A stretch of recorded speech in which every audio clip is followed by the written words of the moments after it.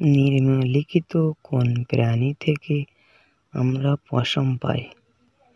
Option A ছাগল, option B গরু, option C ভেড়া, অপশান ডি উট।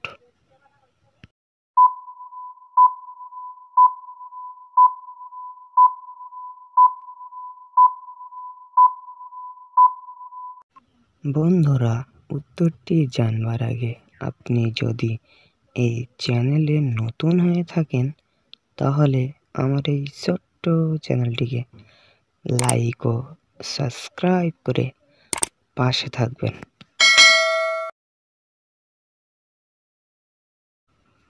বন্ধুরা, এখানে উত্তরটি হবে অপশান সি ভেড়া।